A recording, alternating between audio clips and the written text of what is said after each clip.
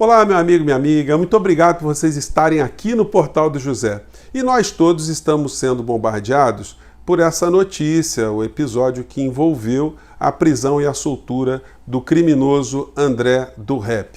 Será que esse debate está sendo proposto para a sociedade de uma forma honesta, de uma forma isenta? Os meios de comunicação querem que a gente tenha uma consciência crítica do porquê essa situação toda está acontecendo? Será que tem gente muito mais perigosa que o André do Rap tratando dessa questão nos poderes da República? Pois bem, nós vamos discutir isso agora. Você que está chegando, convido você a se inscrever no nosso portal, você tomar conhecimento dos nossos outros vídeos também. E vocês todos eu convido a darem o joinha e mandarem os comentários, que são sempre muito importantes, são preciosos aqui no nosso portal. Gente, os meios de comunicação têm debatido e hoje o Supremo Tribunal Federal está decidindo o que vai fazer nesse tipo de situação. Uma pessoa presa que entra com habeas corpus, se ela deve ser solta ou não, em que circunstância.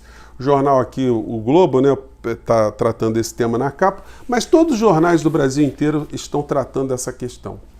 Os meios de comunicação, eles são isentos, eles vão fundo na questão, ou nós estamos lidando ali com uma cortina de fumaça, com hipócritas que fazem da cobertura jornalística uma forma de esconder as verdadeiras causas dos problemas? Porque a gente é levado a ficar debatendo as situações secundárias e terciárias. Nunca a gente é convidado a ir até a raiz do problema, porque se você chegar à raiz do problema, você toca em dinheiro. Eu vou chegar lá e você vai me dar razão ao final, com certeza. Eu estava vendo esse trabalho que eu peguei aqui nos meus arquivos, né, que é uma publicação da Ordem dos Advogados do Brasil, seção de São Paulo, que fez um relatório muito dramático nos anos 90, começo de 1990, sobre execuções sumárias de menores e adolescentes, menores de 18 anos, né, lá em São Paulo. E os relatórios aqui, os relatos e as informações, elas são muito tristes, né? Esse aqui, enfim, eles pegam os laudos cadavéricos, as circunstâncias que esses jovens, essas crianças e adolescentes foram assassinados. Muitos apontados ali como pessoas que reagiram, resistiram à ação da polícia.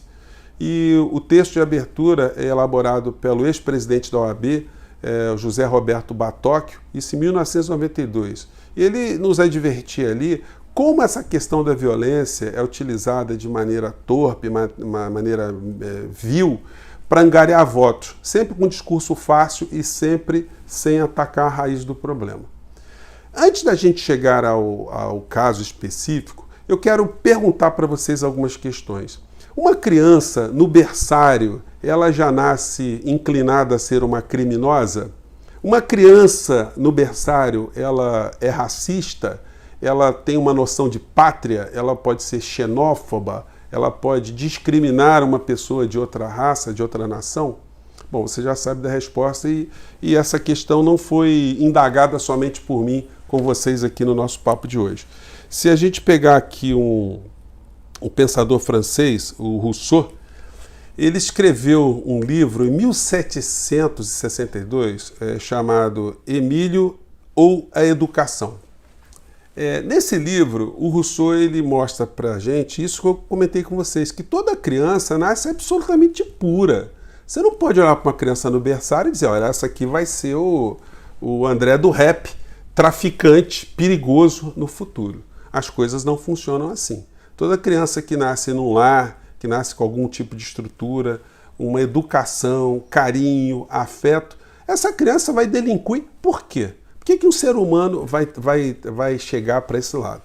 O Rousseau, nesse livro, ele nos mostra que a educação, quando ela chega do 0 até os 5 anos, ela tem que tratar apenas dos aspectos lúdicos, de você desenvolver na criança a humanidade.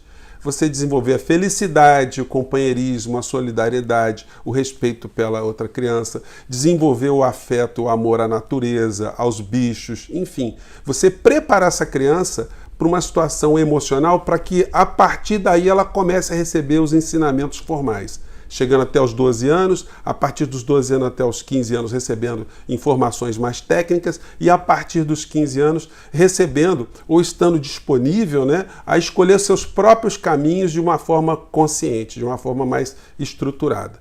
As sociedades que adotaram esse sistema são sociedades que hoje resolveram seus problemas de violência, ou pelo menos da macroviolência. Sociedades como a Nova Zelândia, se a gente pegar um país capitalista, se você pegar a Suécia, a Noruega, que são países que são capitalistas, mas investem muito no social, são países que erradicaram problemas de violência no seu cotidiano. Você não vai ver bala perdida em Zurique, gangue em Vancouver, briga de traficantes e polícias com arma de fogo, você não vai ver isso, porque essas sociedades atacaram o problema na raiz. E o Brasil ataca o problema na raiz? Não. E não ataca de forma deliberada, porque para atacar o problema na raiz você precisa investir em educação de forma maciça. E quando é que o Brasil vivenciou um período de investimento em educação maciça, como esses países fazem, como o Japão faz?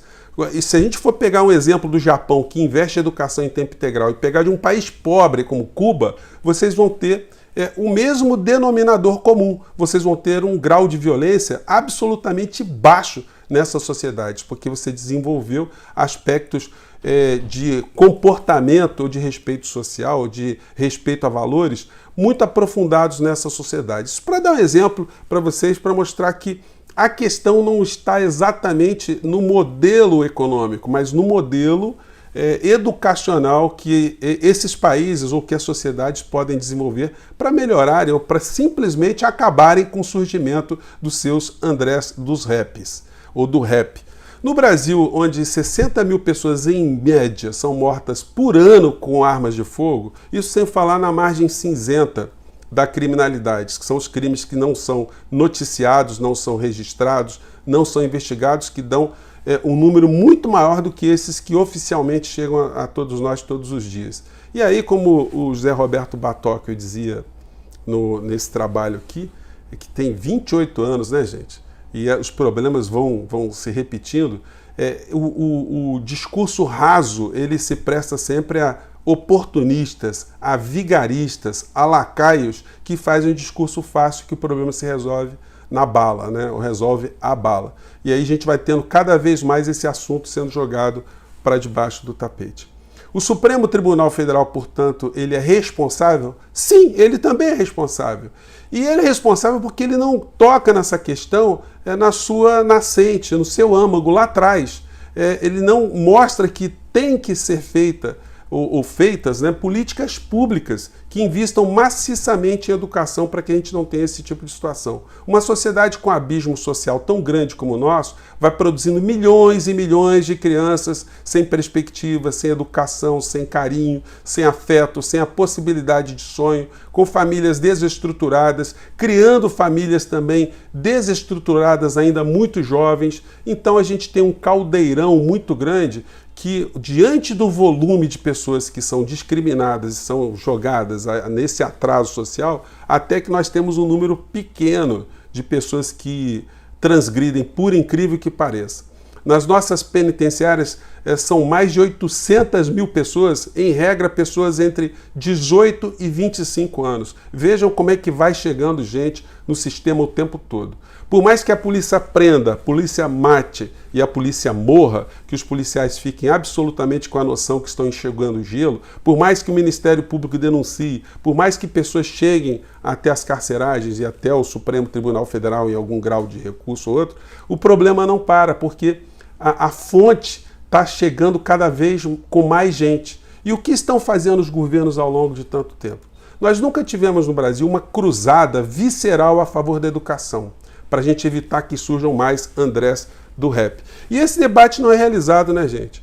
Aqui no Rio de Janeiro, nós tivemos o ex-governador Brizola, que criou o programa de educação integral, e ele foi muito combatido aqui no Rio de Janeiro, pela direita e, por incrível que pareça, pela esquerda. Ele foi muito atacado. O CIEPS para essas pessoas era uma escola cara, uma escola que custava muito caro. Enfim, como se o analfabetismo, a ignorância, não fosse muito mais caro que essa situação. O Brizola preconizava, junto com o educador Darcy Ribeiro, que as escolas tinham que ter horário integral, comida para as crianças, local para as crianças exercerem o seu aspecto lúdico, as quadras, piscinas, enfim, tudo aquilo que os países desenvolvidos proporcionam para suas crianças. Enfim, isso nunca aconteceu no Brasil. A gente teve programas educacionais que foram meritórios em algum aspecto, que tiveram alguma atenção em outro, mas a gente nunca enfrentou essa situação de uma forma absolutamente com uma política de Estado determinada a resolver os problemas do nosso país nessa área. Portanto, nós vamos continuar a ter mais Andrés do rap, infelizmente. As crianças vão continuar ainda, ou muitas crianças vão continuar ainda a viver num país sem perspectiva. Crianças que são tratadas como bicho, que nascem como bicho, se alimentam como bicho e depois a sociedade quer que elas desçam para o asfalto e se comportem como cidadãos suecos, cidadãos noruegueses, cidadãos britânicos. Isso não vai acontecer.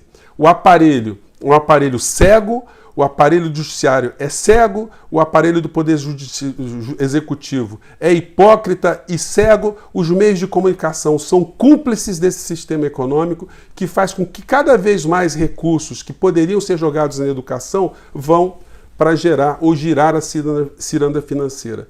Eu mostrei para vocês aqui já um gráfico, e vou repetir hoje na descrição do vídeo, que o orçamento do nosso país gasta 10 vezes mais com juros e com a dívida do que com a educação.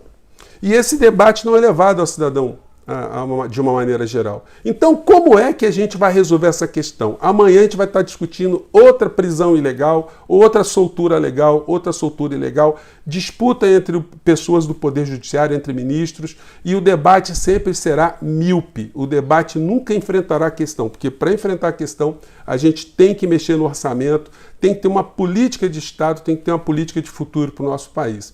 Eu fico muito chateado quando eu vejo tanta gente gastando energia em debates infrutíferos, em debates hipócritas, em debates criminosos conduzidos por pessoas idem, pessoas que sabem que o problema é esse, mas elas são cúmplices, elas retroalimentam o sistema para que vocês, de uma maneira geral, a sociedade, nós não recebamos informações que nos façam ter esse tipo de percepção, para escolher governantes no futuro que coloquem a educação como uma prioridade para a gente resolver num prazo médio, um prazo longo, esse abismo social no nosso país, né? Então, gente, espero ter jogado algumas questões aí para reflexão. Até o nosso próximo encontro. Um grande abraço, até lá, tchau!